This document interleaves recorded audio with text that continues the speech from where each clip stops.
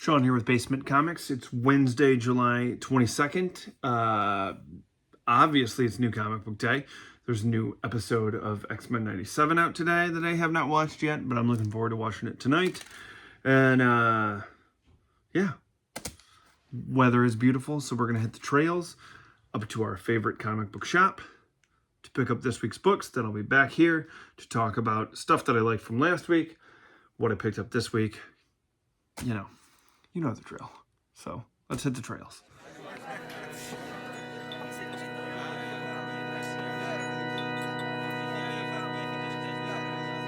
Now, here is now, and that's where we were. The faster it goes, the more it blurs. Sleep, I don't wanna sleep, 'cause I miss the now. So let's raise a toast to living. Here's to the light on the run. Raise up your glass. Time's a charm. They say you can have all of what you wanted to. It must be true. Oh, 'cause I've got you.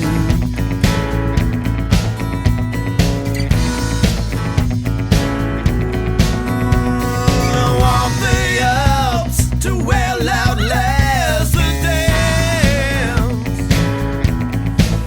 Oh, I want to live to the point of tears till I'm gone. And I want you all to sing with me. To sing. Here's to the light on the run. Raise up your glass. Time's a charm. They say you can have all of what you wanted to. It must be true. Oh, 'cause I've got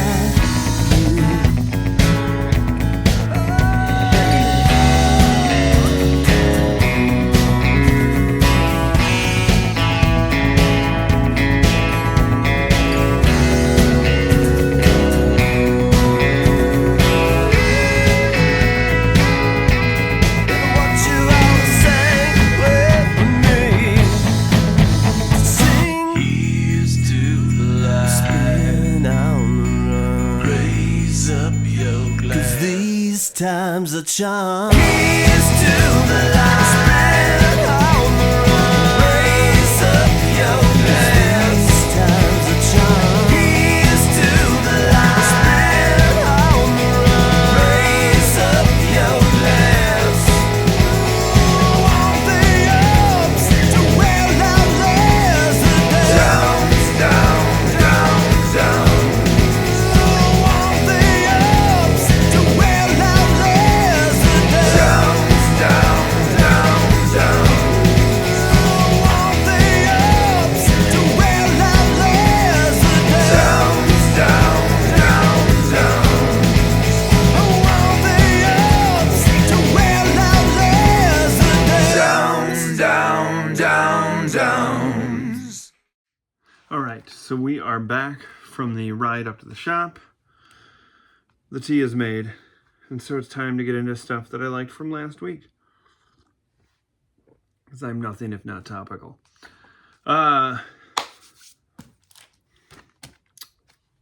X-Men. I've actually enjoyed this arc. Which is, Tony Daniels' art's been good, and this has been them tracking down one of the mutants that was part of the 3K thing, and there's a lot of mental stuff of being in a character's head that's going on, and I just, compared to some of the other stuff that's been going on in this series, it's not a glowing review, but I definitely enjoyed this run more. Inglorious X-Force, continues to be one of the X books that I'm surprised by. Like, I was not expecting to enjoy it as much as I have, and every single issue I'm like, yeah, this is a ton of fun. And there were a couple things in here I should have made a note when I was reading it, because there was some stuff here that kind of was callbacks to some older X-Force stuff, and I kind of enjoyed that. And, you know, I've just been enjoying the team, and it's just been a fun book. So I dig that. Avengers Armageddon #2. This was interesting because I fully, like, read issue #1, and I was like, okay, I know what this event is now after reading issue #1. And then reading issue #2, I was quickly like, oh, maybe I don't know, which is always nice, having been in the game for as long as I have. It's kind of nice when there's something that can kind of like tilt something on its head. And this was one of those moments where I was like, oh, I thought I knew where they were going with this. And now the big bad of this might be something completely different. And, you know, so solid issue. Dug the ending. And the cover for #3 has Wolverine on it in the old brown and tan. So, you know, I'm excited about that. This was like a really solid week for stuff that I was like very excited about reading, because we got the second part of this Captain America story that I gushed about the first part. Probably one of my favorite books of the year so far. Issue #2 was just as good. The only drawback to it is the fact that they switched up artist on me. And while this artist is good, he is not, I believe the person on the book is I don't know, Feedy. I hope that's how you pronounce his name, because I'm not going to say it any other way. The art by no stretch of the imagination is bad. It's good art. It is just, I was kind of hoping to have the main artist on this arc for the entire thing, because I enjoyed the first issue so much. Still enjoyed this second issue, but that was like, I had a momentary, like when I opened it up and realized there'd been an art switch up, I was like, oh man. And that was kind of a bummer, but not so much of a bummer that I'm like, boo, still good art. Now, I've already gone through Captain America. I went through the X books. I went through Avengers Armageddon. So I know what you're thinking. We've watched enough of these to know that Sean's favorite book of the week is Fantastic Four. And I thought the same thing, but it came in the #2 spot. This issue is fantastic, okay? And it is like, the thing that I've been loving about it is the Invincible Woman was longer than a one and done, but pretty much everything in Ryan North's run has been sort of one and done issues, which I have thoroughly enjoyed. Love this cover. And the storyline, sort of hard to explain without like giving things away. But there's a twist in the book when like the two main characters in the book figure out what's happening. And I immediately, like upon finishing the comic, I immediately read it again, because I wanted to see if the clues to the twist were there, and they were. And like, that for me is such a great like comic book thing. There was a Mortal Thor book from a few years ago where like the book was kind of like a coin flip thing, and you could read the book multiple ways. You could read it frontwards and backwards, and I just loved like the hook of that. And this kind of you know, when I can read a book and be like immediately want to read it again, and want to read it again because it was so good, and there were hints dropped along the way that I should have picked up on, but maybe I didn't. Like, that is 100% worth the $4.99 that I have shelled out for that. Like, that's for sure. So, I read that first last week, and like, even so much that like when my wife came in the room at the end of the night, I was like, oh my God. And she was like, you read another Fantastic Four that made you super happy? And I was like, I did. And then I explained the whole thing to her.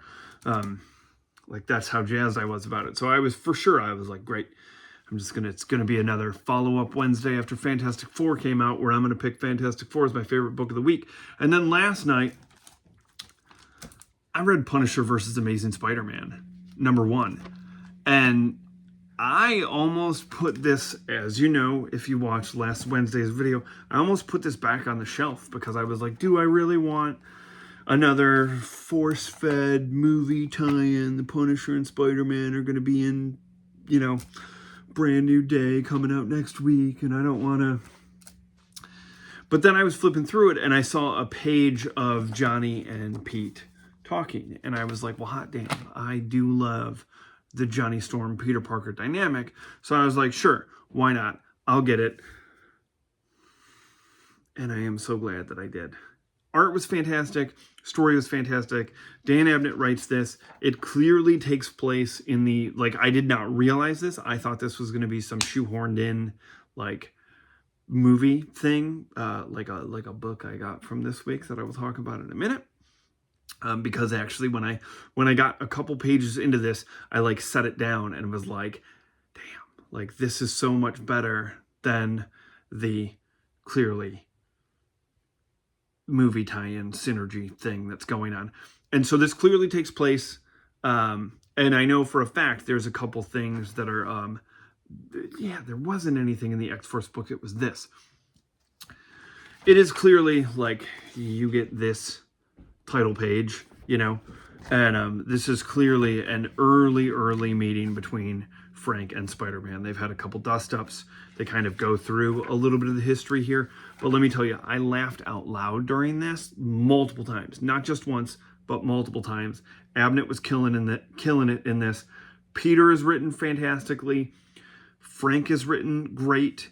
The villains that are introduced in this, I'm not a Punisher guy, so I don't know if they're characters that have been like around in the Punisher zeitgeist for years. I don't know, so forgive me if, you know, these characters are not new to this, but if they are, hats off to making some interesting bad guys. Again, I'm looking through it and I'm like, there are multiple times on each page where Spider-Man legitimately made me laugh. Like, hats off to Dan Abnett. And then one of the things that I liked, you know, there's great stuff where Pete's like digging into Bugle records, finding out more about Frank Castle. You get great Robbie Robertson and Peter Parker stuff. So if you're like missing that Spider-Man, go and find this book. It's not, like I said, I looked at it and was like, they're just trying to force feed me a bunch of Spider-Man Punisher because of the movie. And if this is what they're force feeding me, I will eat it all day with a spoon. So then, when Pete meets up with Johnny on the top of the Empire State Building, in this panel, Pete just quickly goes, hey, is my car built yet? And I love that line because obviously the spider buggy, you know, the whole story behind that was like a car company had tracked down Spider-Man because they wanted to get him to have a vehicle that was their car that they could, like, you know, sort of advertise. It's like, oh, Spider-Man uses this, hence the spider buggy was born. And Johnny Storm helped build the spider buggy. And so they sort of, you know, I loved that nod. Any type of, like, that's where, like, continuity to me shines. Where there's something like that would not affect anyone who didn't know that. But if you knew that, if you were familiar with this little tiny, you know, few issue lore of Spider-Man, where it would pay off in like fun ways. I don't know. For me, that, like, that, I love continuity for that.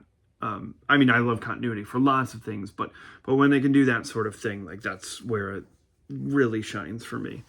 And basically, like, Pete is trying to convince Johnny in this conversation that, like, Frank isn't that bad of a guy, and Johnny's like, bro, really?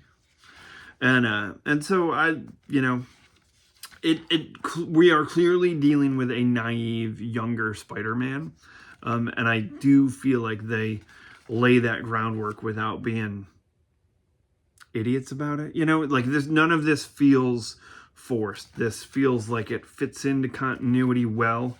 I I don't know if it fits into continuity perfectly, but, you know, I believe at this point in my career, I've read everything Spider-Man up until, particularly during this time period, so fit right for me. So that, surprisingly, was my favorite book of the week, and I'm probably going to set it aside and read it again tonight or tomorrow or something. So there's that. So what did I pick up this week at the shop? It was a big week, man. And it was a stupidly priced week, too.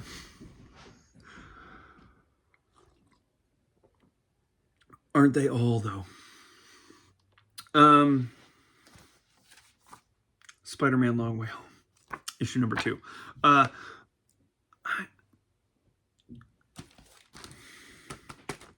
loved it. Can't even tell you what happened in the first issue of this. And this is where, you know, Dan Abnett has written great stuff over the years. Like, he's been around since I was a kid, putting out solid stuff, like, doesn't drop the ball. You know what I mean? And you see Hickman's name in a book, and everybody's like, oh, it'll probably be... And then, like, I don't even remember the first issue. And that's not a good sign. Art's great. I'm sure, you know, this will probably read better as I rage against trades. But minis, I always feel like I struggle with, like, when it comes to minis, should I just set each issue aside until it's... I don't like buying trades. I like buying single issues. I like the smell and the... Well, not so much anymore because it's not newsprint anymore. But I just... The feel, you know what I mean? I can't... You know... I love it.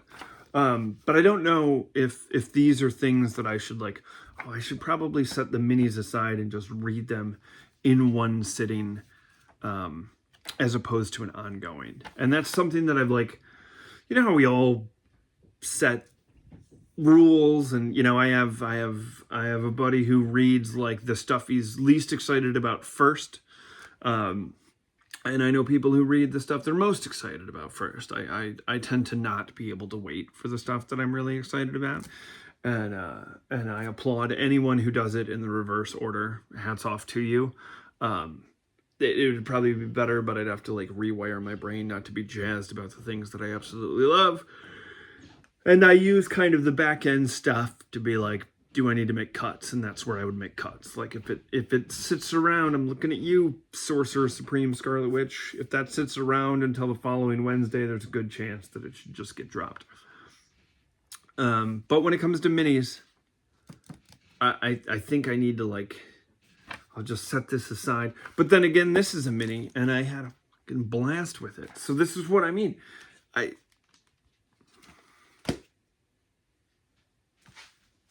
It's tough out here. So, you know, I'm going to get the whole thing because I'm the problem. Moonstar number 5. I love Danny Moonstar. I love the New Mutants. I mean, one of the best mutant books out there. But, you know, Danny's a great character. I'm surprised that it took this long for her to get a solo. They did her dirty in the 90s, though. And this has been good. It tied heavily into a Magic series that they had going on for a while. And that, again, this is one of those things where it's like, I probably would... You know, I read a lot of stuff. And so sometimes it's like I appreciate recap pages, but some of this stuff I'm like, I should probably read it all together. Issue 4 of Captain Marvel Dark Past. This has been super fun, dealing with something in Carol's past that she is trying to uncover about her father, and Carol, all the way back to her Jerry Conway Miss Marvel days, is a character that I have thoroughly enjoyed. I know that most of this is entrenched in the fact that she was so tied to the X-Men, and I'm an X-Men guy, and, like, you know, she was a Starjammer when she was binary. She was always running off on, like, old missions with Logan, and there was obviously the Rogue connection. So she sort of falls into that like almost mutant adjacent for me, where it's like, you know, I consider her a part of that universe more than like Daredevil. You know, I love Daredevil. Don't get me wrong, but like, you know, I mean, shit, Rogue's on the cover. Godzilla Conquers the Marvel Universe. Every time they get a new one of these, I'm like, I'm not going to get it. And then I remind myself how much fun I had with the previous miniseries. And that's exactly like, there's some stuff where I'm like, it's in continuity and it frustrates me if it's not great because it's pushing the wider narrative of the entire universe that I love further. And then along comes a summer popcorn blockbuster.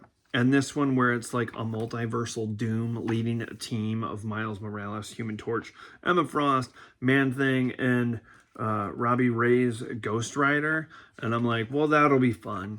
Like, it'll be, like, I'm not going to come here and be like, this was exceptionally high art. I'm going to be like, this was super fun. And I do love things that are super fun. Wonder Man number 5. It's been fun so far. This has been riding the high of the Wonder Man television show for me. I enjoyed it that much that I was, you know, and I really like Gary Duggan and his West Coast Avengers run, while small, because it got canceled like 10 or 12 issues into it, was fun.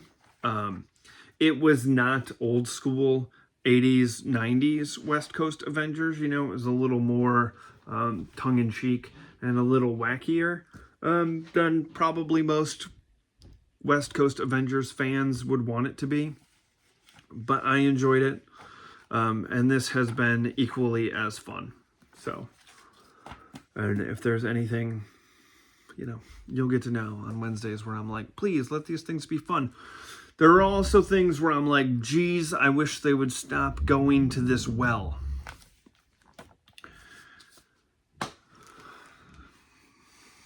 The Hellfire Gala was not the best part of the Krakoan era. And I kind of wish that they would stop going to this well. And I have a feeling that this is... I think this might be framed as like a flashback thing, because I just think like after the last Hellfire Gala in the Krakoan era, where like everything went to hell, I wouldn't exactly want to be like, oh, let's do our weird Eyes Wide Shut masquerade ball. And so that is the look of a person who just looked down and saw the price tag attached to this book, and now I'm furious. $7.99. Blurg. I just order the stuff and then they hand it to me, and I've got one eye on a 4-year-old that I don't want to start like going up to the comic book racks and pulling stuff down like that, so I gotta be like constantly there's very little back issue diving when I take young Hank up to the comic book store, but it is a good trade-off. I'm obviously not saving money because I just spent $7.99 on some bullshit. But, you know, getting the kid in the comic shop.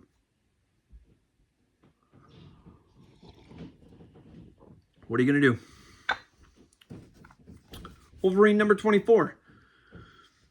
This has been so much fun. I will be the first to admit, man, I saw Bone Claws Wolverine again in the solicitations, and I was like, I'm not doing that again. I'm not doing that again. And this hasn't been that bad. This cover, he looks like hell. I like Dan Panasian's art, but Wolverine does not look awesome in here. It looks like he's got, I don't know, it's not great. But, you know, we got Alpha Flight in this, and I do love... I don't know if it's the proximity to the border. I don't know if it's the fact that I am literally like right there. You know, a hop, skip, and a jump. I can ride my bike to Canada. Maybe that's why I like Alpha Flight so much. Snowbird is one of the main reasons. That cover in the first, I think it's issue number 8. it's back there, and I'd have to move all the figures, and I don't want to do that right now because the whole team's set up. But that Snowblind cover, man, that left a mark as a kid. Thought that one was great. Gambit, Wanted #1. It's written by Claremont, who you would think would be my favorite Gambit writer, but I think that Lobdell and Azizieza in the 90s.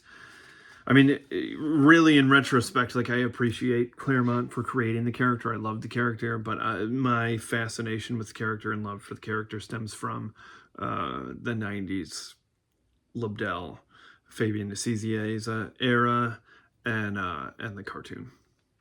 But any chance that I can get for Claremont to write a Gambit book, I am absolutely taking it. And okay, so this takes place after Gambit 2022 #5 and just before Uncanny X-Men 270. I do enjoy when they do that. I love this costume. Yep. So good. Art looks really good, you know. That's, oh man. Yeah. Really like the art. So I am excited. Now, listen. Nothing will ever top the Howard Mackie, Lee Weeks Gambit miniseries from 1994. That is a badass book. And Lee Weeks, that guy could draw my death. And I'd be like, looks fantastic. That dude knows how to pencil some shit. Awesome human being, too. Yeah. He could, like I said, that dude could draw me dying, and I'd be like, that looks pretty great. Yeah, this looks good. Oh, like, Gambit, I've enjoyed Gail Simone Gambit in the most recent Uncanny X-Men, but there was a time period where that character was done so wrong that I'm very excited for this. I'm gonna have to look, see if there's a. I don't mind this cover. Leon Yu is a dude that I enjoy his art immensely, but I know there's probably like a Phil Noto cover out there, and I'd love to see it. Fingers crossed that there's one. Uncanny X-Men 732. This arc has been a blast. I have thoroughly enjoyed Gail Simone's run on this book. I like the main core team of X-Men. It's right up my alley. You got Gambit, you got Rogue, you got Nightcrawler. Nightcrawler's my favorite. Gambit was my favorite when I was a kid and only knew really the cartoon. Comics introduced me to Nightcrawler, where I was like, oh my god. And you have to understand, my love of Nightcrawler is entrenched in many things. We have discussed that my favorite film of all time is Rear Window, but I have an incredibly soft spot for the Errol Flynn classic, Captain Blood.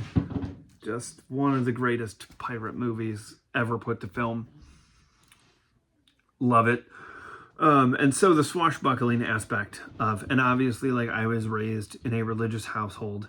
Not like, it's interesting when this gets brought up, because it's like, you know, we see religious and we're like, what a, but just know that my religious is like, you know, I help feed the homeless and do soup kitchens and stuff like that. Like, there's no, I'm from the no judgment school, if that makes sense. Not the I'm always right, pompous asshole school, if we were to ever.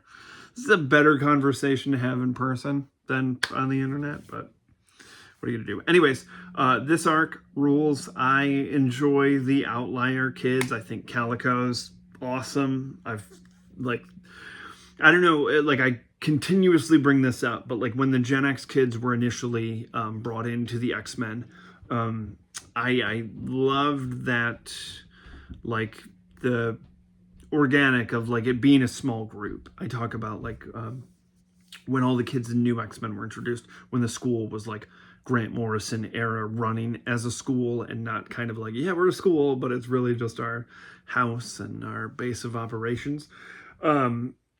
I have a difficult time attaching to some of those new X-Men characters because there were so many that were introduced at once. And so I kind of like that this is a group of 4 that I have slowly been able to get to know throughout this, you know. And so I dig that. So these alien exterminators have come because there is a bunch of brood in Louisiana, which I sort of dig as well, because there's, you know, that great 4-issue X-Men Ghost Rider crossover from the 90s that dealt with the brood in Louisiana. So maybe there will be some callbacks to that. That would be pretty cool. So yeah, so I've been digging this, and it's been a blast. And then last but not least, Amazing Spider-Man number 997. We are so close to 1,000, and this last arc has been, I have thoroughly been enjoying it. Holy smokes. Is that Ed McGuinness? It is Ed McGuinness. I love it when Ed McGuinness draws Spidey. Oh, man. Jack-o'-lantern in here. Spoilers. Yeah. I've really been enjoying this most recent arc of Amazing Spider-Man. I've really been digging Joe Kelly's run.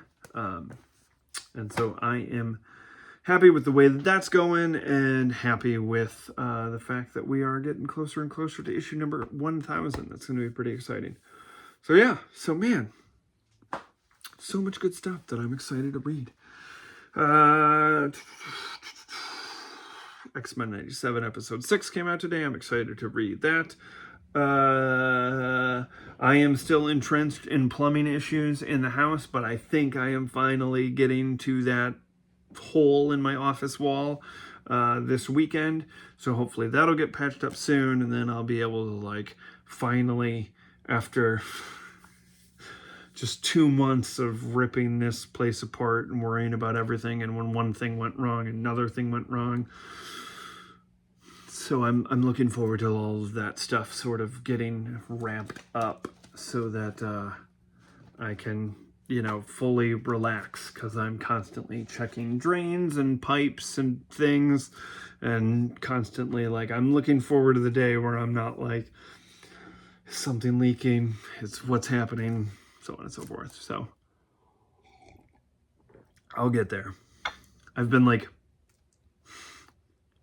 waiting to hear this bubbling come up from one drain, because there's something in there that I have to get out. Snaking it out tomorrow again. But I didn't hear it. And so that has been, I'm like, this is what I've been waiting for. I think that maybe it might have, fingers crossed, I hope, I don't know. Anyways, you don't care about that. But I have to admit, there's, you know, I watch obviously a lot of YouTube comic book stuff while I'm at work. And there's a channel that I watch, and I love it.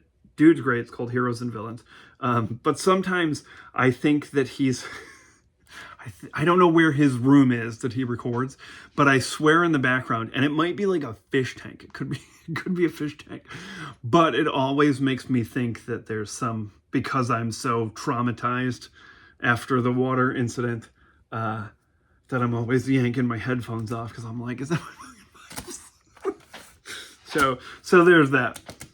Also, as much as I love comic books, I would think it would be apparent for anyone that saw the room tour that I also dig action figures, toys, dolls, as my wife loves to call them when they get delivered to the house. And so I happily picked up a Marina, which I was very excited about, to add to that Boeing Alpha Flight shelf there. And the Build-A-Figure was Box, but they trapped him with a bunch of characters that I could give a rip about.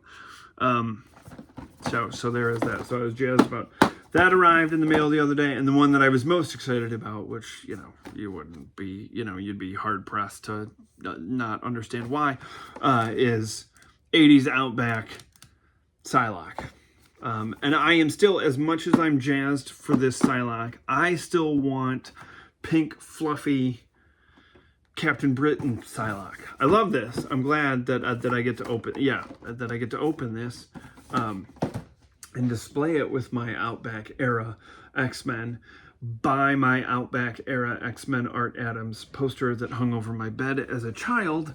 But I really want the Psylocke that's in that poster, which is like the like poofy purple hair. And then one of my all-time we're all chasing a comic book high.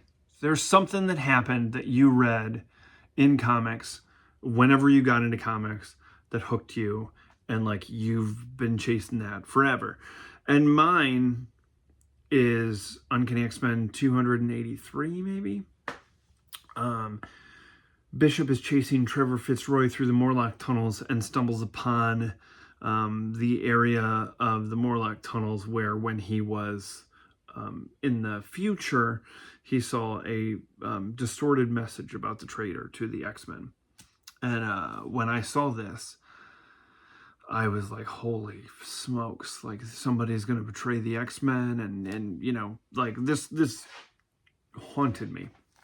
And this was 92, probably, I think. And late April, early May of 1996, on Wednesdays, my mom would pick up my best friend from his school. We didn't go to school together. We went to church together.